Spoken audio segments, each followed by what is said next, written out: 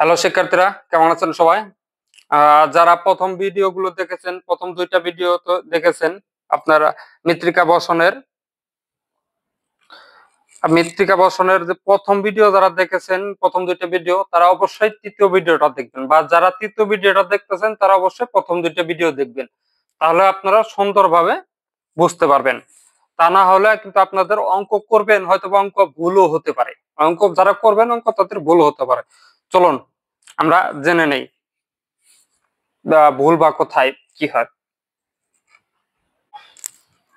Distribute বা আনডিস্ট্রিবিউট soil. দেখেন, মৃত্তিকার অক্ষত নমুনা, মৃত্তিকার বিক্ষত নমুনা। মৃত্তিকার অক্ষত নমুনা কি আনডিস্ট্রিবিউট সয়েল, আর মৃত্তিকার বিক্ষত নমুনা কি ডিস্ট্রিবিউট সয়েল। ঠিক আছে?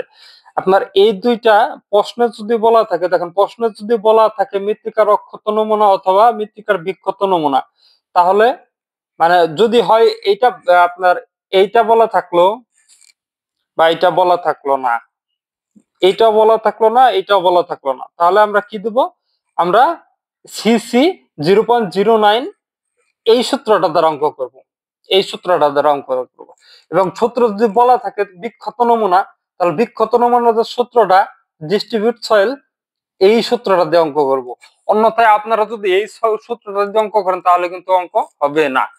এই অক্ষত, অক্ষত মানে কি কোনো সমস্যা নেই, বিক্ষত মানে সমস্যা আছে, মাটির সমস্যা আছে, এরকম।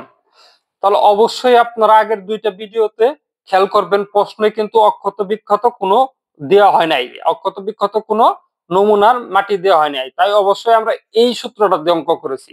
এখন যদি আপনার অক্ষত বিক্ষত দিয়ে দেয় প্রশ্নের মধ্যে, তাহলে অবশ্যই আপনার এই সূত্রটা দিয়ে অঙ্ক করতে হবে। আপনি যদি এই সূত্র দিয়ে অঙ্ক না করেন তাহলে অঙ্ক আপনার কাটা। এইখানেই কিন্তু সমস্যা। অবশ্যই আপনারা খুব যত্ন সহকারে মনে রাখবেন এই অধ্যায়ের অঙ্কটার ক্ষেত্রে, কারণ বুয়েট প্যাটার্ন এইখান থেকে প্রায় বিগত যে প্রশ্নগুলো আছে, বুয়েট প্যাটার্ন থেকে এইখান থেকে প্রশ্ন আসতেছে খুব বেশি, খুবই বেশি।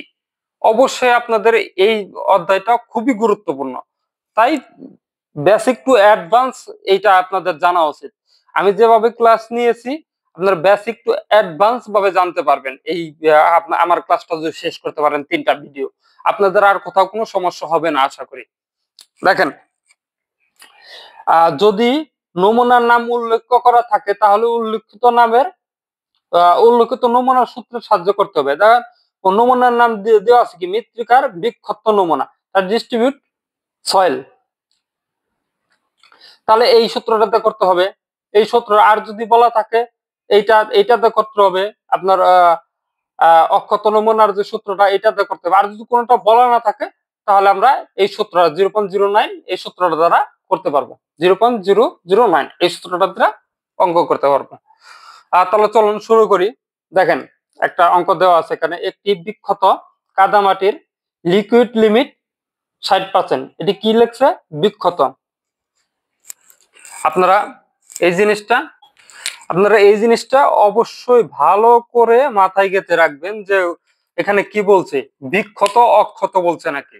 এই অঙ্কগুলো করার ক্ষেত্রে আপনার বিক্ষত অক্ষত এটা কিন্তু মেন ফ্যাক্টর হয়ে দাঁড়াবো আপনার অঙ্ক ভুল হওয়ার বা আপনার সঠিক হওয়ার ক্ষেত্রে। তাহলে দেওয়া আছে আপনার একটি বিক্ষত নমুনার সূত্র কোনটা? 0.007 WL - 10। এই দেখেন, বিক্ষত নমুনার ক্ষেত্রে ডিস্ট্রিবিউট সয়েল সূত্রটা তাহলে আমরা লিখি সিসি সমান 0.007 WL - 10।